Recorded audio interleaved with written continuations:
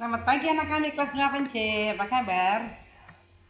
Baik, pada pertemuan kita kali ini kita akan coba kembali melanjutkan materi kita yang masih tertinggal, yaitu tentang zat aditif pada penyedap, pengental, dan pengemulsi.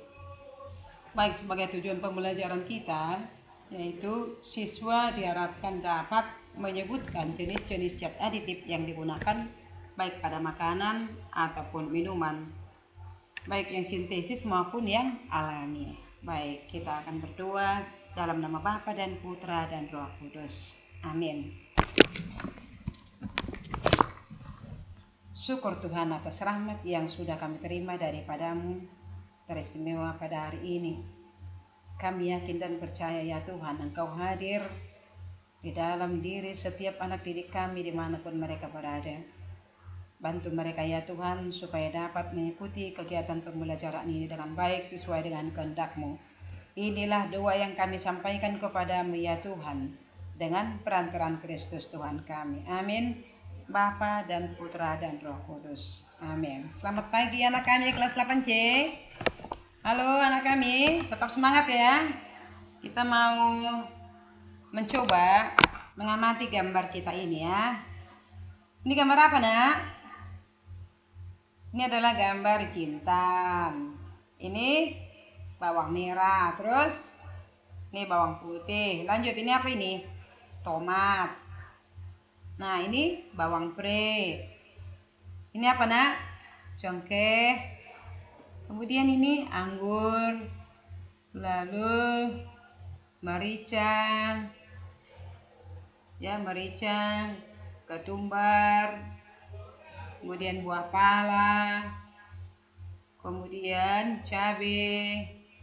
Nah, masih banyak lagi jenis bahan penyedap rasa yang bisa kita amati, yang bisa kita konsumsi, baik untuk makanan maupun pada minuman.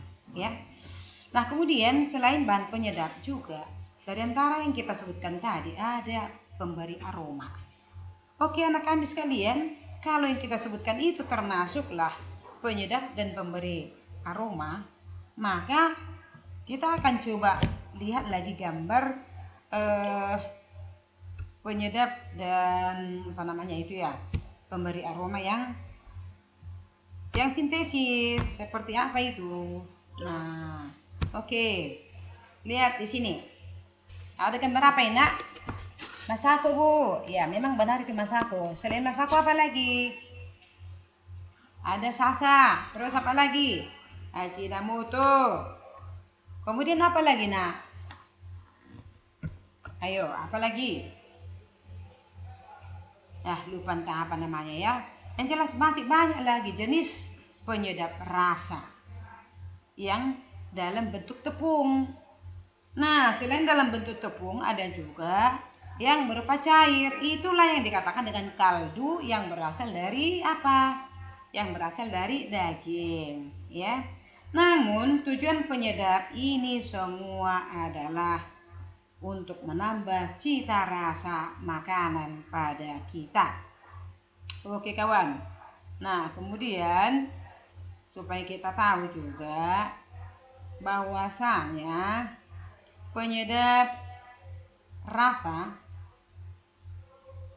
yang sintesis ini secara umum adanya efek sampingnya. Masih berbeda dengan penyedap rasa maupun pemberi aroma yang alamiah. Jelas sekali ada.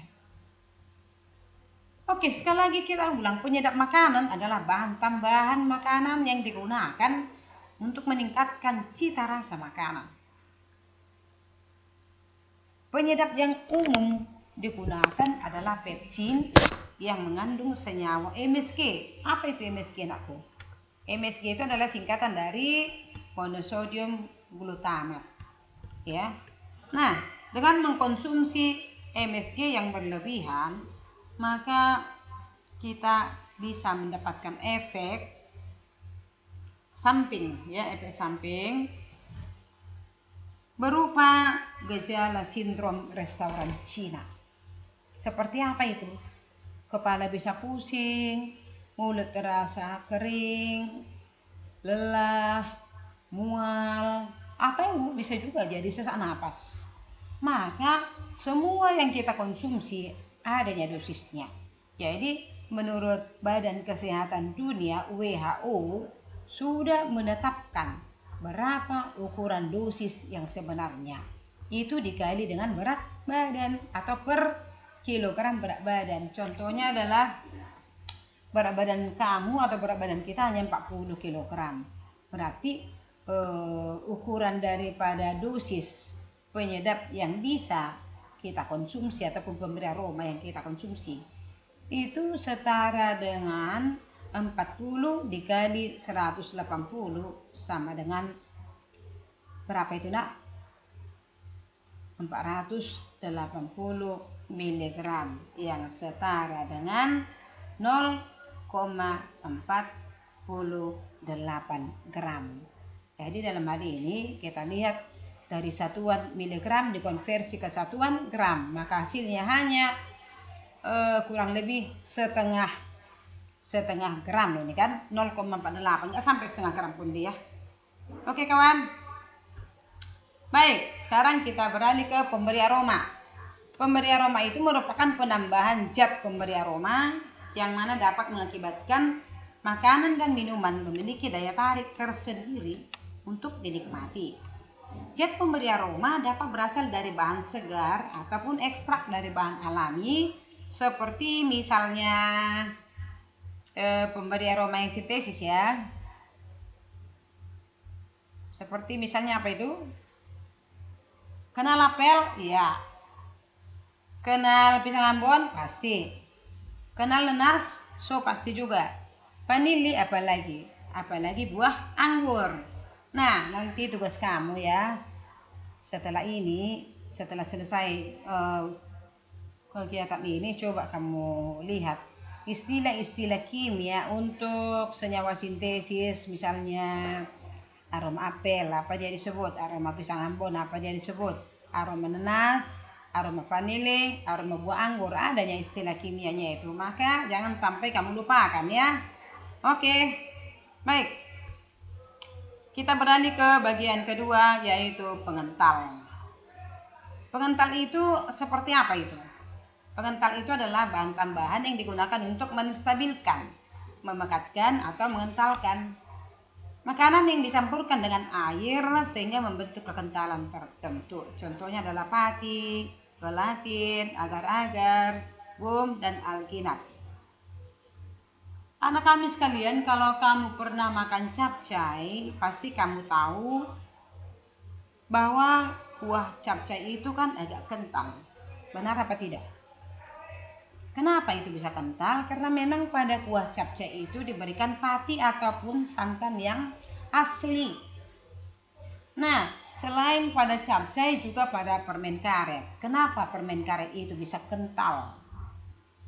Alasannya adalah karena pada permen karet itu diberikan pengental yang sintesis yang disebut dengan gum. Selanjutnya, bagaimana dengan pengemulsi? Pengemulsi itu adalah bahan tambahan yang dapat mempertahankan penyebaran lemak dalam air ataupun sebaliknya. Nah, salah satu di antaranya adalah sabun. Sabun ini termasuk zat pengemulsi. Kenapa nak?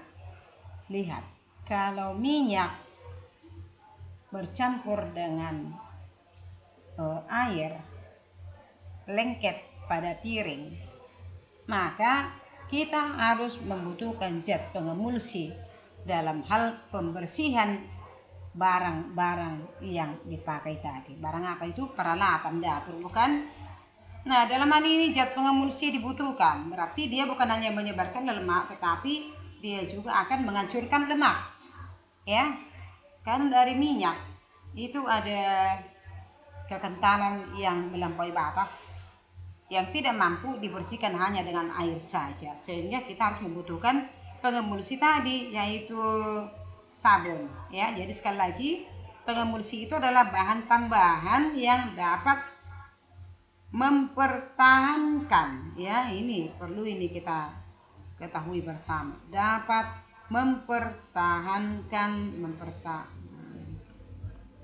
mempertahankan penyebaran lemak ataupun